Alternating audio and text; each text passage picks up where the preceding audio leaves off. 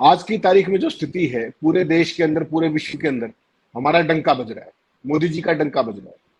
और कोई भी चीज इस दुनिया में, आज के दौर में कोई भी चीज मुफ्त में नहीं आती है, उसकी एक कीमत है। और इस मामले में जो आपने बात की मोदी जी का प्रचार और प्रसार में, उसकी एक कीमत है निश्चित तौर पे। लेकिन आज इस देश के लोग उस कीमत को जानकर स्तब्ध रह जाएंगे, मेरा वायदा है आपसे।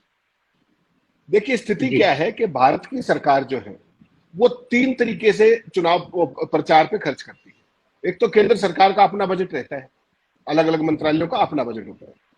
उसके अलावा 1450 करोड़, 1450 के आसपास योजनाएं हैं देश में जो कल्याणकारी अलग अलग मद में चलती है।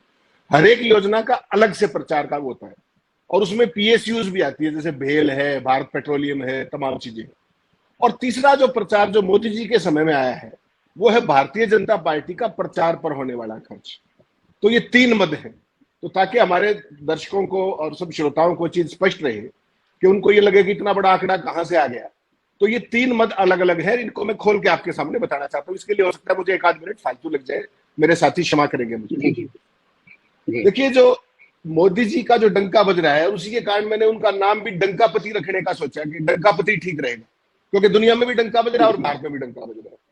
और उस डंके की जो कीमत है इस देश के अंदर, इस देश के आम आदमी, गरीब आदमी का जो टैक्स पेयर है उसका पैसा हर दिन 49 करोड़ 50 लाख रुपए मोदी जी के डंके पर खर्च हो रहा है। 49 करोड़ 50 लाख रुपए।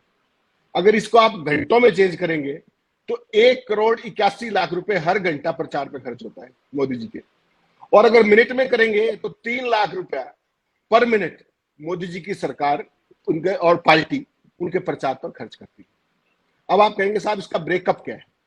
ब्रेकअप बड़ा स्पष्ट है। इसमें कोई मेरा और आपका हवाई आंकड़ा नहीं है। जैसे आपने एक आंकड़ा दिया वंदे भारत का, आरटीआई का, इसी तरीके से मेरे पास सारे जो आंकड़े हैं वो चुनाव आयोग के हैं या पार्लियामेंट के अंदर सरकार के कमिट किए हुए हैं, और तमाम चीजें अलग अलग स्रोत से।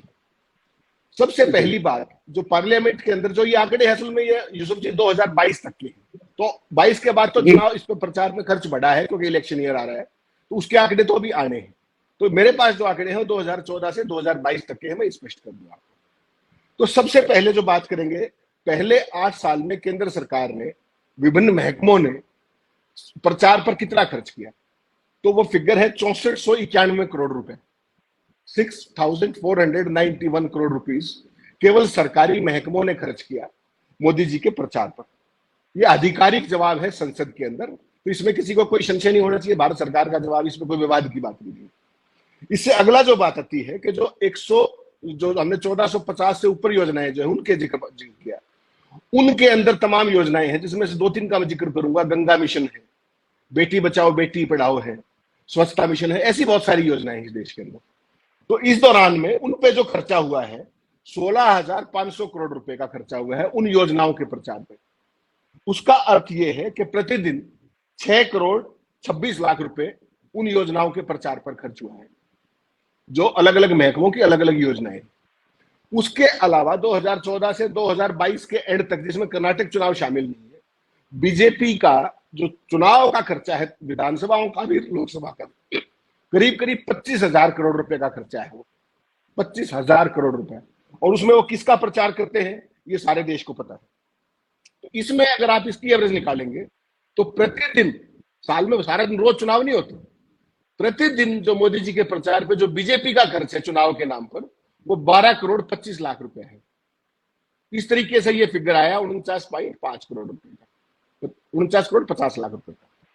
अब इसमें सवाल ये आएगा, प्रति घंटा 51 लाख रुपए आता है इस मद में चुनाव प्रचार। अब इसमें सवाल यूसुफ जी दो तीन है जो पूरे देश को समझने पड़ेंगे।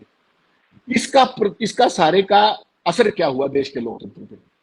पूरे के पूरे मीडिया हाउसेस सवाल भूल गए सारे, और सबका केवल एक ही काम रह गया, डंका बजाने का। आज प्रधानमंत्री जी फ्रांस गए हैं। फ्रांस के एक छोर पर वो उस देश के राष्ट्रीय उसमें समारोह के मुख्य अतिथि हैं, बहुत सम्मान की बात है। और उसी फ्रांस के दूसरे सिरे पे मणिपुर हिंसा को लेकर के, मानवाधिकार उल्लंघन को लेकर के और तमाम विषयों के ऊपर यूरोपियन पार्लियामेंट बहस कर रही है, लेकिन उस पक्ष की खबर कहीं नहीं है। ये इसका रोल है मीडिया के अंदर कि मीडिया को बिल्कुल साइलेंट कर दिया गया है। डंका तो तभी बजेगा जब बाकी विषय खत्म हो जाएंगे, मुद्दे खत्म हो जाएंगे। इसका परिणाम क्या हुआ कि जो लोकतंत्र की वीकनेस है, वो पूरी दुनिया को दिख गई कि हमारा लोकतंत्र आखिर खड़ा क्या है। और जब लास्ट आप मीडिया फ्रीडम इंडेक्स की आप बात करेंगे तो 180 देशों में से जो लास्ट हमारा जो लेटेस्ट फिगर है वो 161वें नंबर पे खड़े हैं। बीजेपी सरकार इसको स्वीकार नहीं करती। मुझे भी इसको स्वीकार करने में कोई बहुत खुशी की बात नहीं है, ये लज्जा की बात है अगर हम यहाँ खड़े हैं तो। लेकिन सवाल यह कि इसके कारण क्या है। जनता के पैसे से, देखिए जितना भी जो पैसा वो जनता का ही है ना। और कल एक लेटेस्ट फिगर और मजेदार आया कि हिंदुस्तान के अंदर पिछले 8 सालों में जो पॉलिटिकल पार्टी की फंडिंग का इलेक्टोरल बॉन्ड्स का सिस्टम निकाला गया है उसमें 50% से ऊपर अकेला भाजपा को आ रहा है।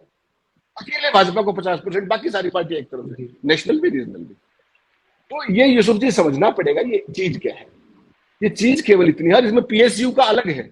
और जहां जहां भाजपा की सरकारें हैं स्टेट्स के अंदर, जैसे मान लो हरियाणा आते हैं, वो मध्य प्रदेश जाते हैं, उत्तर प्रदेश जाते हैं, बड़ी हैवी एडवर्टाइजिंग होती है, वो एक अलग पक्ष है, वो इसके अंदर इन्वॉल्व नहीं है क्योंकि वो बहुत लंबा टीडियस एक्साइज है।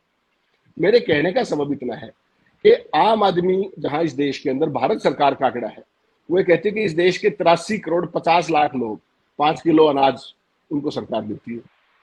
उस देश के अंदर इतना महंगा प्रधानमंत्री, इतना महंगा लोकतंत्र, इतना महंगा प्रचार तंत्र, पूरी दुनिया में अगर ये आंकड़े दिखाएंगे आप किसी को तो स्तब्ध रह जाएगी दुनिया कि इतना भयंकर किस्म का प्रचार हो रहा है। और इसके सामने जब डेमोक्रेसी में आप बात करते हैं लेवल प्लेइंग फील्ड की, जब 50% इलेक्टोरल बोर्ड की फंडिंग आई एक पार्टी को रही है, ऑफिशियल है वो, अनऑफिशियल को छोड़ दीजिए, तो बाकी पार्टीज कहां खड़ी होंगी, उनके पास कहां से तो फाइनेंसेस आएंगे और कहां से क्या होगा। जो 2 दिन पहले आप ईडी की बात कर रहे थे, जो भी सेठ, जो भी कोई कंपनी किसी भी अपोजिशन पार्टी को पैसा देती है, उन सबका हाल देख लिया आपने क्या हो रहा है।